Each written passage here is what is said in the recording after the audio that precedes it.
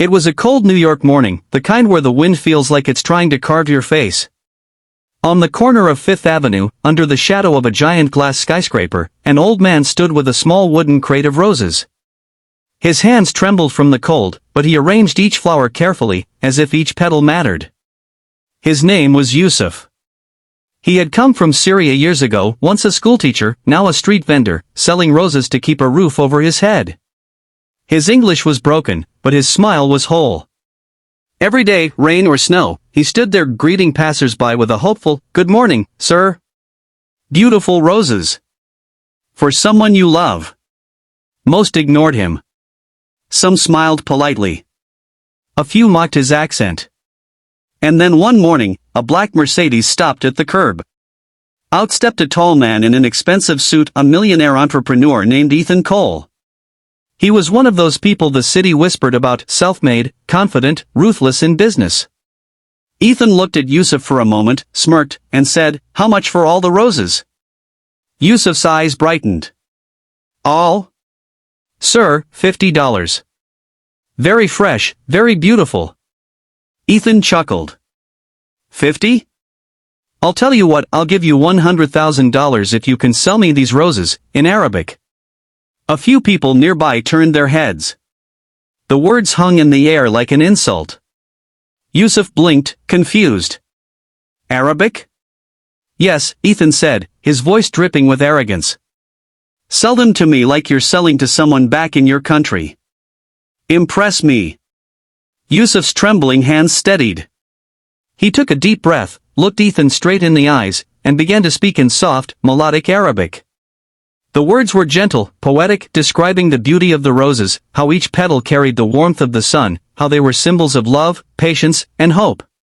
He spoke not just with words, but with his soul. Pedestrians slowed down. Even the wind seemed to quiet. When Yusuf finished, there was silence. Ethan stood there frozen, his confident grin gone. His eyes glistened. He hadn't understood a word, but something inside him broke open. Those foreign syllables, that tender voice, it reminded him of something he had long buried, his mother. She too had been from Syria. She used to sing to him in Arabic when he was a child, before she passed away. Ethan had spent years running from that part of his life, ashamed of his roots, trying to bury his past under money and power. Now, a stranger selling roses had brought it all back.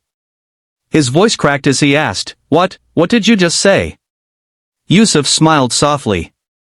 "I said these roses carry love, sir. They remind us that even in the hardest places, something beautiful can still grow." Ethan turned away, hiding his tears. After a long pause, he took out his wallet, but instead of cash, he pulled out a checkbook. He scribbled something, tore the page, and handed it to Yusuf. Yusuf's hands shook as he looked at the number, $100,000. "Sir, this is mistake." Ethan shook his head. "No mistake. You just sold me more than roses. You sold me a piece of my heart I thought I'd lost." For a moment, two men, one rich, one poor, stood in silence on that busy street. No words, just the quiet understanding that humanity, at its core, was the same everywhere.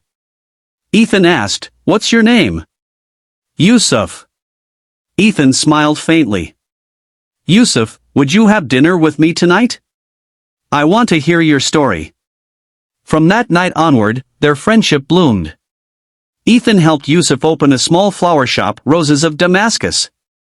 The little shop became a haven in the city, filled not just with flowers, but with warmth, stories, and people from all walks of life. And sometimes, when Ethan stopped by to visit, he'd ask Yusuf to say something in Arabic again, not to show off, but to remember. Because that day on the cold New York street, Ethan had learned something no money could buy.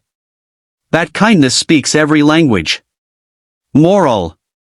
True wealth isn't measured in dollars, but in compassion, in the moments when one human heart truly sees another. The next morning, Yusuf stood in front of his new flower shop, Roses of Damascus.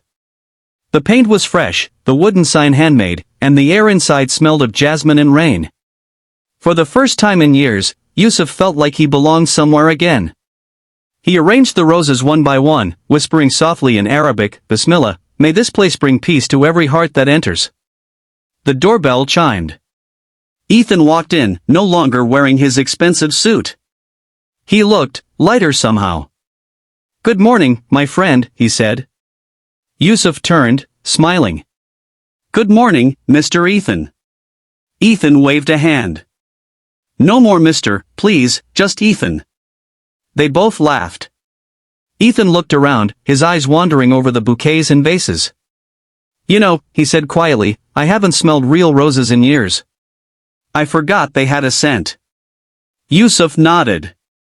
"When we stop slowing down, we forget how to feel." Those words stayed with Ethan long after he left.